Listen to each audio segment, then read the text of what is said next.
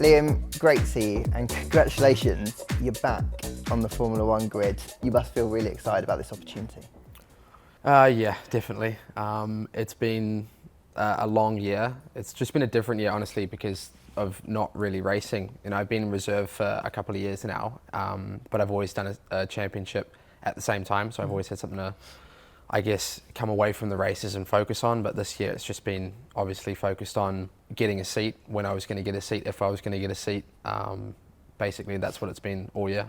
Me getting a seat means somebody doesn't have a seat, obviously, and that is basically changing every weekend, because one weekend somebody has a good result, the next weekend somebody doesn't, and you can get really caught up in it.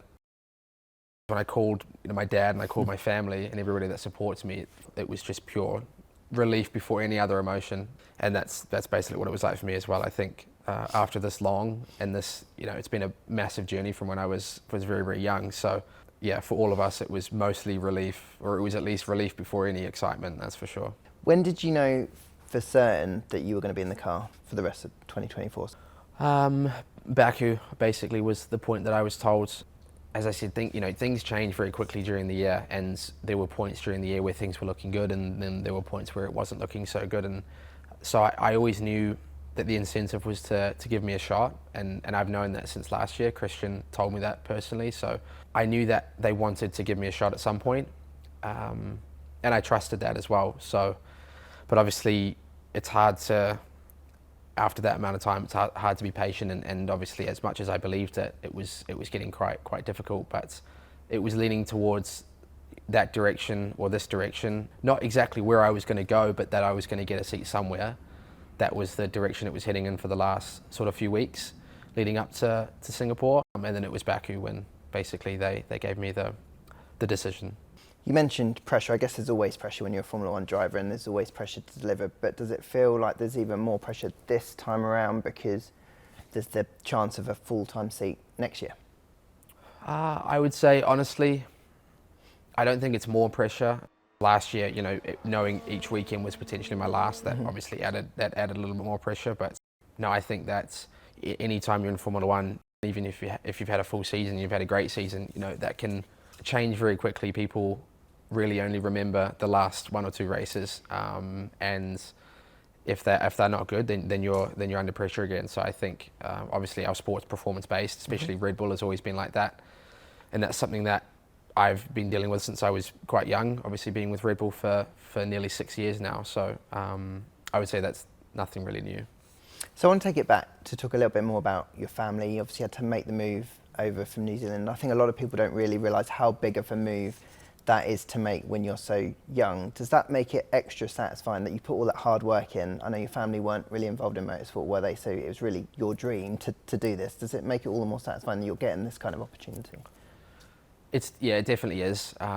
Just I think also because from a very young age, as much as I always believed it was possible and never really had any doubts, I was definitely told by many people that it's not possible from New Zealand. We have almost this outlook in New Zealand that it's an impossible championship to go and race in, because it's obviously so hard, and it's something that's even being drilled into kids from a young age. So that side of it's not so nice, and I hope this helps change that and gives everybody a different perspective. Obviously I know how challenging it is because I've just been through it, but a big part of it's obviously it's my dream, but it's also showing everybody that it's not impossible. It feels like almost I have like the whole country behind me, which is a really, really cool feeling. And yeah, obviously for me, a big part of it's hoping that I can do all of them proud as well. How did the chat go with Daniel? Because I know you get on well with him, and I repeat again that you never wanted to kick someone out of their seat. So just how did that chat go? With Daniel, he was always good to me. He always was open to giving advice when I was driving. He was also just good to me throughout the year in any way that he could be, and so it never really felt like we were in a direct competition for a seat. I went and saw him and said, I'm obviously sorry about this whole situation because it's not nice, and I'm sorry you had to go through it. But he said there's obviously nothing against me, and he said you get one shot at F1, so make sure you take it. And he said good luck. Now you're going to be teaming up with Yuki. How well do you know him? Because it seems like you get on really well with him as well. Yeah, it's definitely a bit of history with Yuki from quite a few years now. And we were teammates back in Formula 3 in 2019. He came to New Zealand, we were teammates again in the Toyota Racing Series. So yeah, I've obviously known him for a long time. We lived in the same building for a while, and then we did 5 races as teammates last year. So, you know, with Yuki, we've been compared since we were 17, 18 years old. You're right, he's had a really good start to the season, and he's been, I would say, performing better this year than he has any other year. But I think also the team is you know, changed up a lot this year and heading in a really good direction. So it's exciting to be a part of that as well. When you were talking about being dropped in as a sub or coming in mid-season this year and being part of the Red Bull program, does that toughen you up a little bit, do you think? Do you feel like that's really improved your mental strength? I mean, for sure. Basically, you know, everybody has their own views on the Red Bull program, especially the junior program and how tough it is.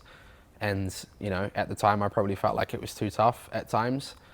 But honestly, that's what has prepared, you know, all of us who've been through it to get to Formula One. I think if you can't survive that part of the program, if you can't survive it at that age, you know, you were never going to be able to survive Formula One anyway.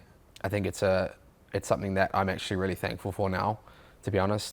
To have done the 5 races I did last year, I think I wouldn't have been able to do that at a decent level if I hadn't have been through that program. I would hate to think what it's like to jump into F1 without having the experience of that sort of pressure from a young age, that expectation on us. Yeah, I think is something that helps build you for Formula One. And I guess it's going to be especially advantageous heading into Austin when you've only got one practice to get up to speed because it's a sprint weekend. Yes, that's definitely going to be a challenge. It's a new track for me. I've never driven it, and being a sprint weekend, it's going to be very, very tough. So I guess it's a similar sort of thing to last year. It's how I was thrown in. In a way, I guess I'm forced to just get straight into it and learn quickly. Obviously, I'd love to have 3 practice sessions to adapt, but I'll have to make do with the one. Does it say a lot about your generation? Because we've seen Franco come in, Ollie come in, you come in last year as well with very little to no prep and basically nail it. Does that say a lot about this generation, and why do you think that is? I think it's the opportunity we have. We drive from a very young age. You know, the teams are now using simulators that are constantly being developed, but you know, super accurate and getting more accurate every year. And I think that gives us the closest thing to driving a real car. I think the cars are harder to drive now because of how advanced they are, but the sort of technology we have to prepare for F1 from a young age, I think that's helping basically let's say the younger generation. What do you think you need to do to perform enough to get them to give you a full-time seat next year? It'll be based on how I benchmark against Yuki. I think that's the only sort of comparison you can have in F1 now is really against your teammate. Obviously the teams are very close and the cars are getting closer, but the most important, we all know the most important person is your teammate. That's the only person who's got the same car as you, so that's what I'll be judged on. And have they given you the hint that if you do enough, you could even go up all the way to the Red Bull team? I mean, yes, the conversations have always been in, you know, the direction of becoming a Red Bull driver in the future, and obviously that's what I've said to them. That's what I want to become. That's why I joined the team and joined Formula One with them. And I think that's obviously my goal, and I think their goal as well. They need to have drivers ready to replace the current drivers in the future as well at some point. So that's the goal. When that could happen, I have absolutely no idea, but I know it'll be based on basically how I perform in the car. Lovely stuff. So just to finish off, I know you said that the target is to outperform Yuki essentially this year. Just from a personal level, how will the next 6 races kind of shape up? What would be a good kind of end for you? You know, from the team's perspective, we want to score points. So that's really the target for me, is to try and get into the points as soon as I can.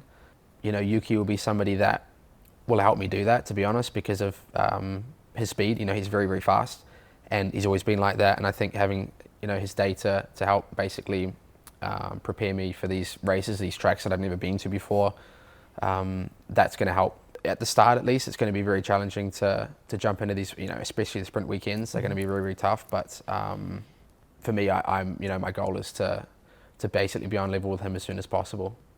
Liam, best of luck. Thanks so much for your time, and yeah, good luck in these 6 races. Thank you. Thanks.